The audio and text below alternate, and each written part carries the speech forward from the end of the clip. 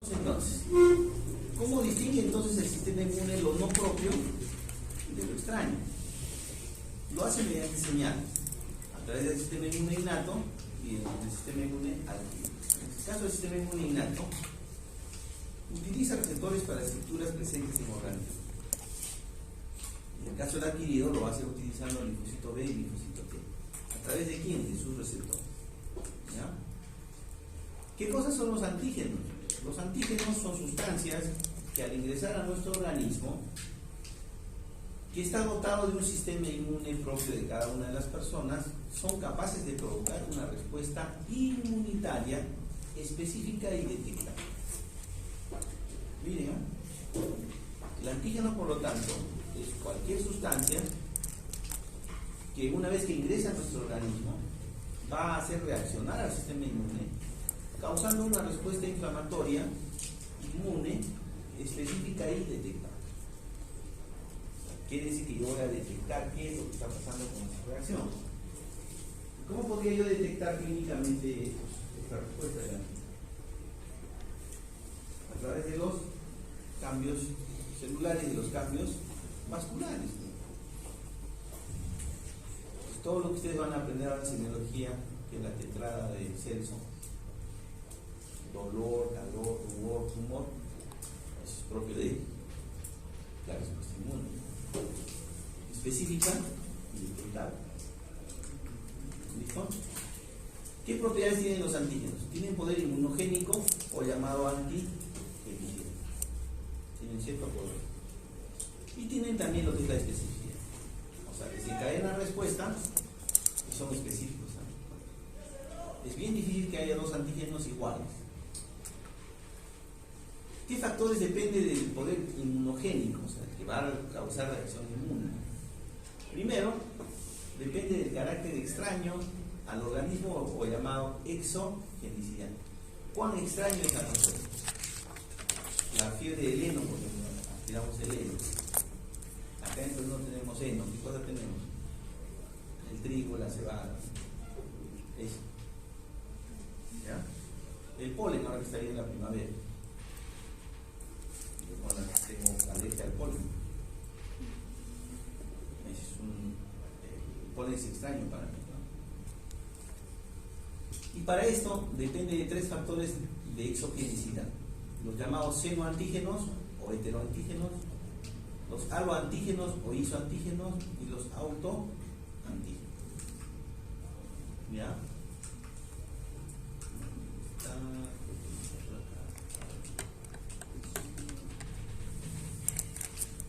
Hablamos de senoantígeno, por ejemplo, cuando son familias de mamíferos diferentes, el hombre con el chancho. ¿Sí? Es un senoantígeno. Aloantígenos, cuando yo, por ejemplo, con uno de ustedes. Y los autoantígenos, cuando, por ejemplo, yo recibo mi propia transfusión sanguínea. ¿Ya? Va a depender también del peso molecular, cuánto más grandes son o cuánto más pequeños. Va a depender de la composición química, puentes de sulfuro, hidrogeniones, hidroxilo. Y va a depender de las vías de administración y de la dosis también. Es diferente la vía inhalatoria que la que se inyecta por vía intravenosa. Y los coadyuvantes, si tienen algún metal pesado. ¿Ya? Eso tiene que ver con el poder inmunogénico. Ahora vamos a ver qué tiene que ver con la especificidad. Cuando hablamos de la especificidad, hablamos del epítope. ¿Y qué cosa es el epítope? El epítope, también llamado determinante antigénico, es la secuencia específica de aminoácidos que determinan la característica de ese antígeno. Dicho en otras palabras, es su código de barras de cada antígeno. No puede existir dos antígenos con el mismo código de barras. ¿Listo? En cambio, los aptenos también son antígenos, pero que no despiertan respuesta inflamatoria.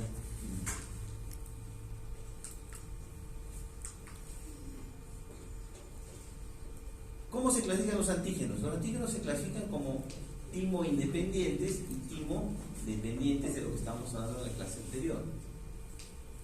Son timo-independientes cuando esas estructuras las secuencias repetitivas del antígeno, van a activar directamente a los linfocitos B para producir anticuerpos y usualmente no dejan memoria.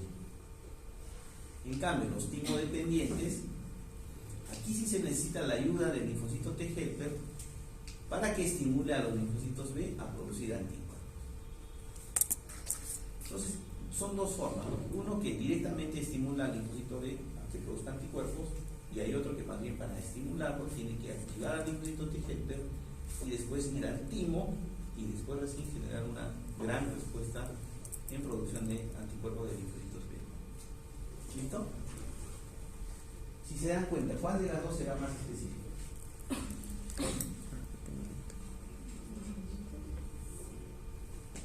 La que estimo dependiente, porque esa va a procesar, ahorita vamos a ver el procesamiento de antígeno anticuerpo, la va a procesar, la va de alguna manera cortar esa proteína y va a encontrar esas posiciones, la P2, la P4, la P9 específicas, para no equivocarse, ¿no? Porque, ¿qué pasa si es la membrana sinovial? Se equivoca y al paciente antirreumatoide. Para toda su vida, eso no tiene puntos. Eso no tiene puntos. Espondilitis anquilosante, enfermedad de BC, poliinfección, ¿sí? Diabetes mellitus.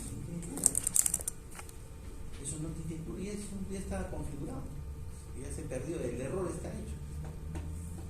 Entonces, para estos antígenos es preferible que sea la presentación timo dependiente. La que sí mata todo es la timo independiente. Ya hizo la reacción, al día siguiente ronchas, ¿no? Ya es una alergia. Vasodilatación, constipación, rinorrea, disfonía, alergia. Si persiste, inyección conjuntival, hemorragia pulmonar, una reacción inespecífica, ¿no? Desencadenó y pum, conjuntivitis, ya. Si no me lloren, ya, fregado. ¿Sí? Son situaciones que escapan cuando es timo independiente. ¿Ya? En algunos casos las timo dependientes las vuelven a configurar, las vuelven a procesar, dicen, no, estos son antígenos propios, no lo atacamos. ¿Listo? Y hay una tercera familia que se llama los superantígenos. Estos son antígenos que escapan a la presentación habitual normal y que producen estimulación policlonal de linfocitos T. Vamos a ver después superantígenos, pero ¿cómo es posible que al no presentarse, al no poder reconocer el antígeno ni siquiera como extraño, lo único que hace es desencadenar más respuesta inflamatoria? Y eso evidencia como shock, vasodilatación del paciente. ¿Ya? Hay dos formas de reconocer, por el sistema inmune innato y por el sistema inmune adaptativo. En el caso del sistema inmune innato, hay múltiples, reconoce, digamos, múltiples sustancias, antígenos, péptidos, aminoácidos, ¿no? De diferentes formas. Y quien lo hace es el macrófago y el polimorfo nuclear.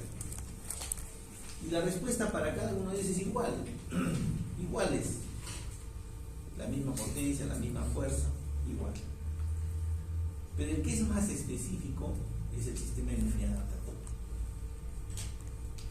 El sistema inmune adaptativo va a procesar cada uno de estos antígenos, lo va a identificar y va a decir, este es timo dependiente o es timo independiente. Si es timo dependiente, entonces voy a ver si es para el linfocito B específico, y este linfocito B me va a crear un anticuerpo solamente para este tipo de anticuerpo. Igual, si es otro tipo de antígeno, específico para este o específico. Cada célula, dice, reconoce solo una sustancia variable y flexible. No puede reconocer a otra. En cambio acá, el anticuerpo que se forma puede reconocer cualquiera de estos. Es múltiple. Y ya les digo, ¿qué anticuerpo es para el sistema inmune innato o el que normalmente sale, es inmunoglobulina M? ¿Cuál es para el adaptativo? Ahí es la más específica, es la G, la A y la E. Tanto los linfocitos T y B ven al antígeno con ojos distintos. Miren, los linfocitos B van a ver el mismo antígeno, solamente reconocen la forma de la molécula, ¿ya? Solo reconocen la forma de la molécula tal cual se está presentando. En cambio, el linfocito T va a reconocer solamente moléculas procesadas y que están siendo presentadas a través del MHC tipo 1. Entonces, volviendo a este cuadro, este es inespecífica, en cambio este es específico. Los antígenos, los linfocitos T, por acá, a través de su receptor de célula T, el TCR va a reconocer antígenos procesados. En cambio, miren, ese linfocito B se activa y va a producir un anticuerpo para este antígeno no procesado. La parte del antígeno que es reconocida por cada linfocito, que pueden ser estos los epítopes, es lo que se conoce como epítope. Los antígenos contienen todo este antígeno que reconocía el linfocito B, tiene varios antígenos, no es uno solo. Estos antígenos pueden ser conocidos por el linfocito B o por el linfocito T. En este caso se han identificado los epítopes para el linfocito B, pero en cambio el linfocito T puede reconocer múltiples antígenos más específicos. ¿Listo? ¿Cómo se hace el reconocimiento? El reconocimiento también se hace a través de los receptores de las células B, que usualmente pertenecen a la superfamilia de las inmunoglobulinas. Recuerden que el MHC tiene esta forma, 3 alfa y una beta. El MHC tipo 2 tiene 2 alfa, 2 beta, ¿sí? El receptor de la célula también tiene 2 alfa, 2 beta, ¿ya? El CD8 tiene reconocimiento para estos dos de acá, tiene alfa y beta, alfa en el caso del CD4. Y para el receptor de la célula B, miren, tiene forma de inmunoglobulina. ¿Qué son los anticuerpos? Los anticuerpos son globulinas plasmáticas que son compuestas por cadenas gamma y beta y que tienen capacidad de reaccionar específicamente contra los antígenos. ¿Listo? Estas globulinas desencadenan su origen luego de reaccionar con el antígeno y de ahí reciben el nombre de inmunoglobulina por su globulina plasmática. Hay 5 tipos: la G, la A, la M, la D y la E. ¿Listo? Y su estructura va a depender de la conformación de si tiene 2 cadenas ligeras o 2 cadenas pesadas. En el caso de las cadenas ligeras tenemos solamente 2 tipos: las kappa y como decimos, este es mega, ¿no? Y las cadenas pesadas, así tenemos alfa, mu, gamma, delta y epsilon. ¿Ya? En cada molécula de inmunoglobulina encontramos un solo tipo de cadena pesada, o es alfa, o es mu, o es gamma, o es delta, o es epsilon. Y se va a encontrar además una cadena libre, acá por aquí. ¿Listo? Dentro de su estructura, aquí está la forma del anticuerpo. Esta es la cadena pesada y esta es la cadena ligera. Si tiene esa parte de anclaje, que es la región FPC,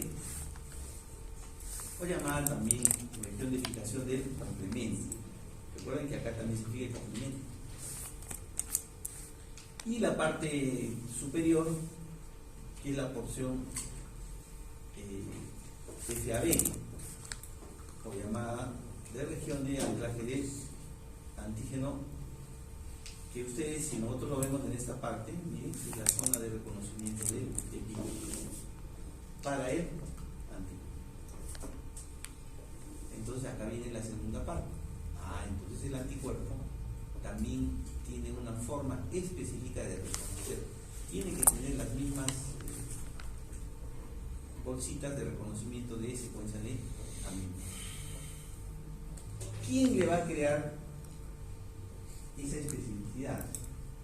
Lo va a crear el linfocito T cuando vamos a ver después la reacción antígeno-antígeno.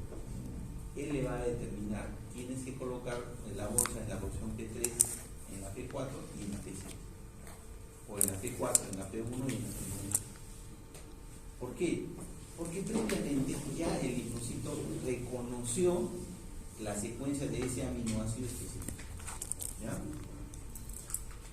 Muy bien.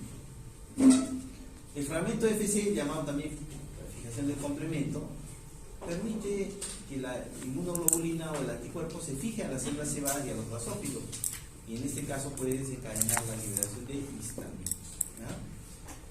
Es parte también de la conformación de los complejos antígeno-anticuerpo al macrófago. También constituye la parte de unión de la pieza de transporte de la inmunoglobulina A y puede formar también polímeros a través de la función FC mediante la pieza J en la inmunoglobulina M y en la inmunoglobulina A. La más importante es la inmunoglobulina G, es el 70% del total de inmunoglobulinas, atraviesa la placenta como monómero y es la que se sintetiza tardíamente tras el primer contacto con el antígeno. O sea, es la más específica, la que demora en producirse. Y se produce en gran cantidad en el segundo contacto. Es llamada la principal opsonina del sistema inmune. La inmunoglobulina M, como ustedes la ven acá, tiene forma de presentación de pentámero. Son 5. Y se une a través de la pieza J. La inmunoglobulina A secretoria se forma en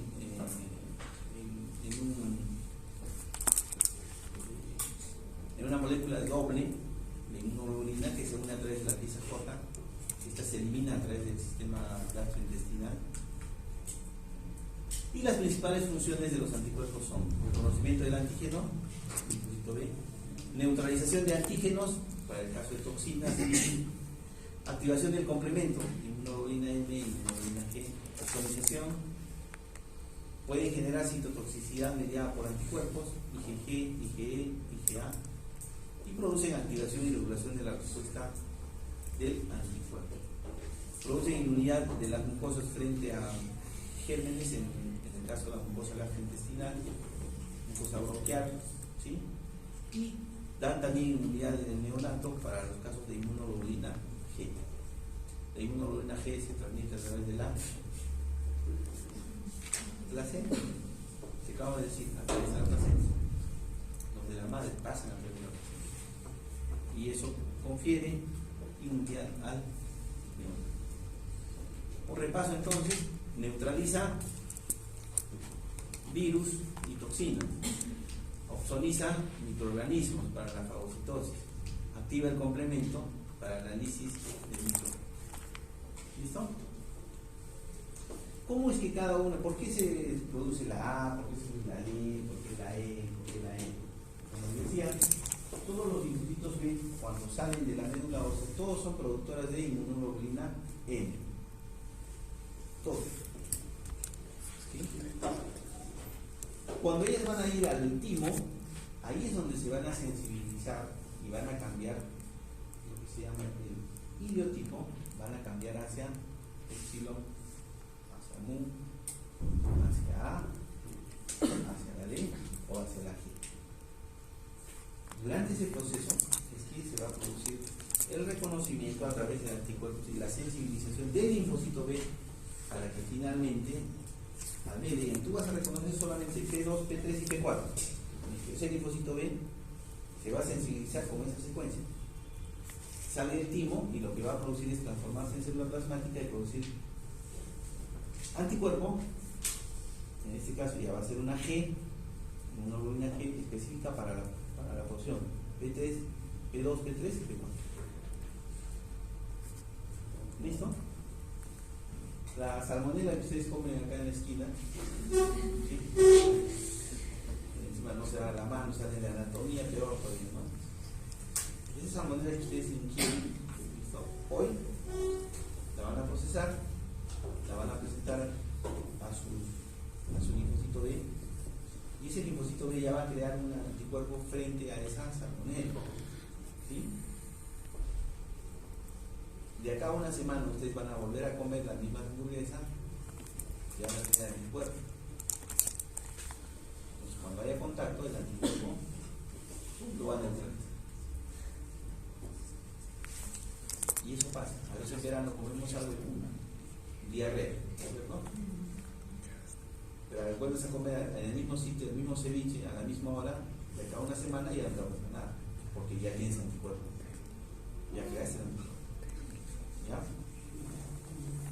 ¿Cómo se hace esa presentación? Esa presentación y el procesamiento de antígenos se hace mediante este sistema de fragmentación de proteínas en pequeños péptidos. Se asocia con la molécula MHC de cada uno de los péptidos y su transporte a la superficie celular para su presentación y expresión. Todo esto ocurre en las células presentadoras de antígenos. ¿Cuáles son las células presentadoras de antígenos? Macrófagos, células dendríticas, las células de Kupffer, oligodendrocitos, ¿sí? ¿Quiénes son? Y las células de Langerhans, ¿no es cierto? Existen diferentes vías de procesamiento que pueden asociarse a MHC tipo 1 o tipo 2. Entonces vamos a ver, para determinados casos es MHC tipo 1, para otros casos es MHC tipo 2. Muy bien. Una célula presentadora de antígeno, que es esta de acá, muestra en su superficie varios péptidos diferentes de varias moléculas MHC diferentes que serán reconocidos por varios linfocitos, cada uno con diferentes especificidades. ¿Listo? Este macrófago encontró miles de antígenos, pero como decía la reglamentación, para cada antígeno tiene que haber una molécula MHC, porque esa tiene la secuencia de reconocimiento de este. Por eso que esta redonda, que está acá, no puede ser presentada por esta que tiene dos aberturas, o tampoco que tiene esta forma de hexágono. Por eso cada una, esta por ejemplo, si la va a coger a esta va a coger a esta va a coger a esta, son específicos. Y finalmente los va a expresar por cada uno de su MHC hacia el exterior. Las profesionales presentadoras de antígenos son las células dendríticas, aquí las tienen, los macrófagos y los linfocitos. Las tres fundamentalmente son, bueno, están las células de Kupffer, están las células de Langerhans, los oligodendrocitos también cumplen esa función, ¿ya? Pero las más importantes son estas tres. Con relación a sus actividades, ¿qué diferencia tenemos? Captación del antígeno, el macrófago lo hace por fagocitosis, igual que las células dendríticas. En cambio, el linfocito B lo hace por captación directa. Expresan MHC, el macrófago es inducible, constitutiva en la célula dendrítica y puede ser constitutiva o aumentar durante la activación del linfocito B. Necesita coestímulo macrófago y el linfocito B, no las dendríticas. La ubicación del macrófago está en todo lado, cavidad, tejido conectivo, las células dendríticas, conectivo y epitelio fundamentalmente. Y linfocitos generalmente solo están en la sangre y el tejido linfático. ¿Cómo es que se dice que han madurado las células dendríticas? O los macrófagos generalmente andan en la circulación, pero esta que recubre mucosas y epitelios, usualmente las células dendríticas. Muchas de las células dendríticas nacen sin receptores, pues ahí se considera una célula inmadura.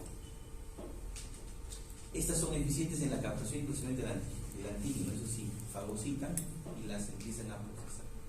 Normalmente tienen baja expresión en MHC tipo 2, solamente con la inflamación, y tienen baja expresión de CD40, CD80 y CD87. Estas moléculas, la 80 y la 80, son muy importantes porque ellas van a estimular a los linfocitos B a que produzcan anticuerpos. ¿Ya? Cuando esta célula inmadura captó un antígeno en la piel o en las mucosas, se va al órgano linfoide secundario, presentan ahí el antígeno y activan los linfocitos, entonces ahí van a empezar a hacer células dendríticas maduras. Ahí ya produce su maduración. ¿Y qué le confiere su maduración? Le confiere alta expresión de MHC tipo 2 en la superficie, alta expresión de moléculas CD40, CD80 y CD86 para estimular a linfocitos B. Y ya en este periodo ya ellos tienen poca capacidad de captar el antígeno. Miren cómo una célula inmadura se puede convertir en una célula presentadora de antígenos profesionales, dando bastante actividad al sistema inmune. Durante esta captación de los antígenos podemos encontrar dos vías, la vía endocítica y la vía citosólica. La vía endocítica, estas células van a muestrear el ambiente extracelular. Por ejemplo, yo tengo un absceso, va a la célula dendrítica, coge un poco del tejido necrótico y va a decir, a ver, ¿qué tenemos acá? Bacterias, virus, hongos, parásitos, ¿qué tenemos? Hace un muestreo del extracelular. Entonces es la vía endocítica. En cambio, la vía citosólica, la misma célula va a empezar a tomar segmentos del ambiente intracelular, del citoplasma, proteínas, citosol, ¿sí? Y entonces se produce estos fenómenos. En el caso de la vía citosólica, que son el muestreo del componente intracelular, que eso sucede con las células sinoviales, las células glomerulares, las células, los neumocitos, los epitelios y todo lo demás, para saber qué es propio y lo extraño. Y entonces se toma la muestra de las proteínas del citosol. Después se produce la degradación mediante el proteosoma, se segmenta en péptidos pequeños, y los péptidos pequeños van a ser presentados mediante una MHC clase 1 y sale ensamblado al MHC clase 1. De ahí es reconocido por el linfocito TSD8 y entonces dice, este es propio, este es extraño. Es propio, no hay problema. El lupus eritematoso sistémico, ¿sí? El LES. ¿Qué pasa en el LES? A veces toma muestras de las proteínas de la membrana de las células musculares, de las células de la piel o incluso de las células miocárdicas. Esas proteínas, que normalmente deben ser reconocidas por el linfocito CD8, durante el proceso de la presentación ocurre una falla en la integración con su MHC. Y entonces el MHC tipo 1 lo presenta como una sustancia extra. ¿Qué tenemos como consecuencia? Lupus. Se desencadena un lupus. ¿Ok? Eso en los que son de la vía citosólica. En la endosómica, como hemos dicho, acá más bien la célula va a muestrear el ambiente extracelular. Toma la muestra, hace fagocitosis, utiliza los lisosomas, fragmenta los antígenos. Por otro lado, en el retículo endoplásmico se está produciendo la molécula MHC. ¿Qué tipo? ¿Qué tipo es? La 2, pues. Todo lo que es extra es 2, lo que es intra es 1. Y entonces a través del MHC presenta el CD4. El CD4 lo va a reconocer como propio o extraño.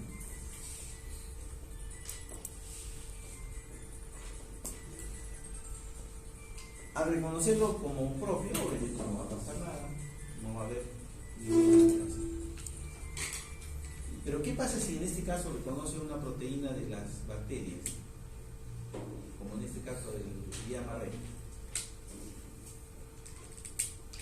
Presenta esa proteína del